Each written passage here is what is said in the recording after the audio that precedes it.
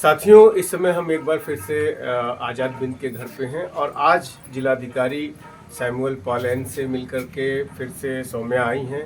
क्या कुछ बात हुई है हम इनसे जानेंगे।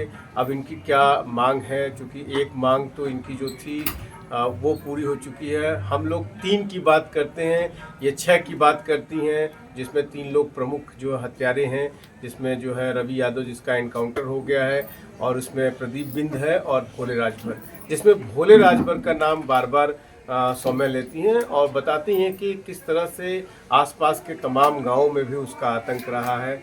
हम लोगों ने बहुत सारे वीडियो देखे हैं जो है भोले राजभर के भी, और रवि यादव जो मारा गया है एनकाउंटर में उसके बहुत सारे वीडियो, जिसमें कि बहुत सारी मोटरसाइकिल लेकर के लड़के यहाँ तहाँ जो है ये सब चीज़ें करते रहे हैं। निश्चित रूप से कहीं न कहीं जो कार्रवाई हुई है वो एक इस इलाके में एक आगे आने वाले समय में अभी और भी कार्रवाई होनी है तो कुछ शांति जरूर मिलेगी। क्या कहना है जो है सौम्या आपका? देखिए सर, मेरा यही है कि अभी जो बचे हैं, जब तक ये दोनों ये सब नहीं मरेंगे, छो के छो नहीं मरेंगे।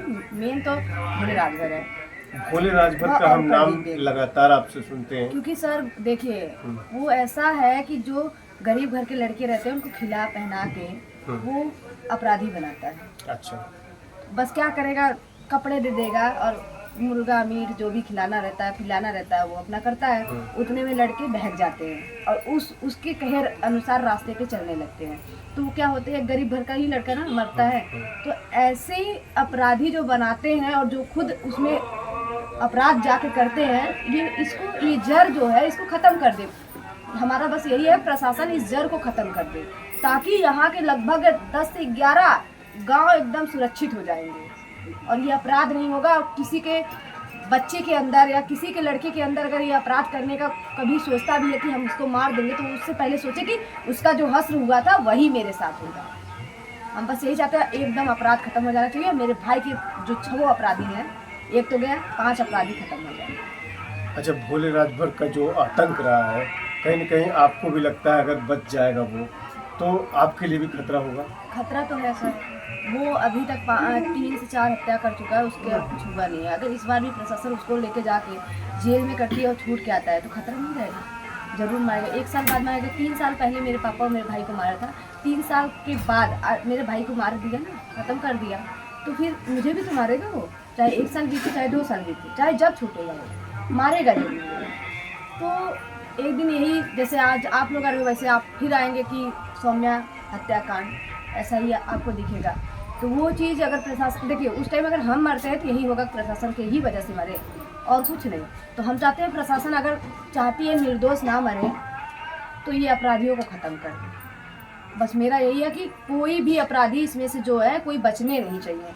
ऐसी कार्रवाई की जाए ये लोग के ऊपर, ऐसा दंड दिया जाए ये लोग को कि पूरा समाज, पूरा देश देखे और दोबारा किसी के लड़के के अंदर ये अपराध करने का विचार तक ना आए और कोई लड़का ऐसे मरेगा नहीं, किसी के घर का लड़का ऐसे मरेगा नहीं।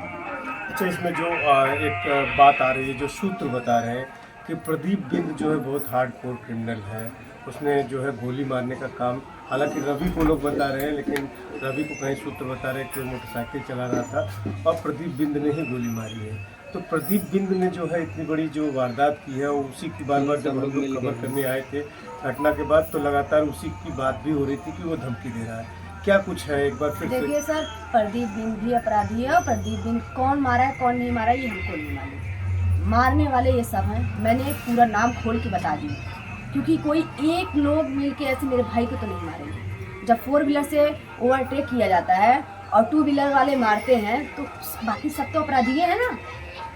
बस हम ये चाहते हैं जिनका नाम लिए हैं, जो नाम है, अगर सरकार मतलब प्रशासन को ये लगता है कि उसमें से कोई है तो उसके बारे में मतलब अपने तरफ से खोजबीन कर ले। लेकिन हम 100% सियोरिटी के साथ बोलते हैं, जिसके ऊपर 16 मुकदमे हैं और जो हमेशा मेरे भाई को धमकी दिया है वो है।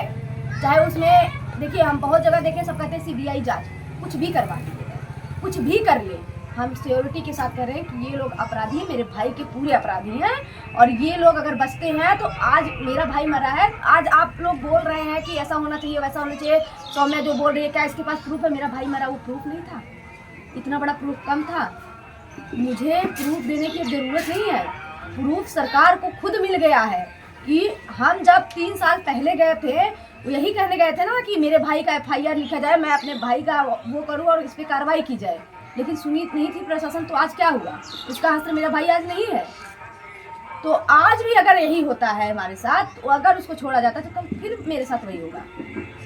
तो बस हम ये चाहते हैं कि अगर समाज ये सोच रहा है कि वो राजभर है, राजभर सोच रहे हैं राजभर को बचा रहे, यादव सोच रहा है कि यादव को बचाए, बिंद सोचे तो बिंद को बचाए, ये समझ लीजिए आप लोग अपराध को ही बचा रहे हैं। और कल, आज तो मेरे घर पे बीता तो आपको नहीं वो दर्द समझ में आएगा, लेकिन कल वो दर्द जब आपके घर गुजरेगा तब आपको समझ में आएगा, जब आपका बेटा उस अपराधी का साथ पकड़ेगा या फिर आपका बेटा उस अपराधी से मराएगा, तब समझ में आएगा कि ये दर्द क्या है। अगर आप जातिवाद देते हैं ये आप लोग की, आज तो हमको आप लोग चुप कराएंगे, क्योंकि हम लड़ रहे हैं। जब तक हमारे अंदर सांस रहेगा तब तक लड़ेंगे, अपने भाई के लिए लड़ेंगे। और हम नहीं चाहते अब कोई मेरा भाई और मरे और कोई मेरा भाई अपराधी बने। अच्छा, जो ये टाइमिंग की बात है, जो टाइमिंग इस समय हो रही थी कि जैसे आप DGP से मिली, पहले मुख्यमंत्री पूर्व मुख्यमंत्री अखिलेश यादव से आप मिलती हैं, फिर DGP से मिलती हैं, और सुबह तक जो खोजा जा रहा था, जिसको बताया जा रहा था 1 लाख का इनामिया है, फरार है, कहाँ है, मिल नहीं रहा है, वो 2 बजे रात को ही मार दिया जाता है। और बाकी अभी जो 2 लोग हैं, जो एक राजभर समाज से हैं और एक हिंदू समाज से हैं, उनका क्या, कैसे देखती हैं इसको, क्या उनके नेता उनको बचा रहे हैं? सर ये देखिए, हम पहले से बता रहे हैं, ये लोग को बिना संरक्षण के ही बचे थे। ये देखिए, प्रशासन का काम है, प्रशासन को अपना ये ना देखे कि वो क्या है, किसके संरक्षण में है। उनको काम एक गरीब के लिए, वो मतलब कि इतना पढ़ के बने हैं, तो वो किस लिए उस पोस्ट पे बने हैं, इसीलिए बने ना कि एक समाज का वो सेवा कर सकें। समाज किसके पास जाता है, ये सरकार बना किसके लिए है, हम जैसे गरीबों के लिए बना है। तो अगर गरीब आपसे गुहार लगा है तो आप वो जांच कीजिए वो कहाँ पे है, देश छोड़ के नहीं चला जाएगा वो, सीधी बात है। यही कहीं जो हमारे यहाँ के सत्ता दल मंत्री हैं या कोई भी है, किसी ना किसी के यहाँ तो वो होंगे, नहीं तो वो ऐसा नहीं है वो लोग इतने बड़े हैं कि वो लोग खाने पीने के लिए पैसा नहीं निकालेंगे कि आप लोग को पता नहीं चलेगा। जरूर यही कहेंगे, बस हम चाहेंगे, हमको देखिए इंसाफ कौन देगा, प्रशासन ही देगा। बस प्रशासन से यही गुहार है कि जल्द से जल्द, ये नहीं कि आप 1 महीना 2 महीना लगाएंगे, जल्द से जल्द, जैसे कि ये महीना बीतते बीतते आप हमको परिणाम दिखा दीजिए। बहुत ये पूरे समाज में जाएगा कि आप लोग की प्रशासन जाग चुकी है, क्योंकि अभी तक कहीं ऐसा हुआ नहीं है। हम चाहते हैं प्रशासन ऐसा जागे कि सबको विश्वास हो कि सब अपना दुख दर्द लेके जाके पहुंचे, ताकि आप लोग का जो आजकल आप देखते होंगे कहीं प्रशासन का कोई मतलब इज्जत नहीं करता है, लेकिन प्रशासन को खुद अपना इज्जत बनाना पड़ेगा।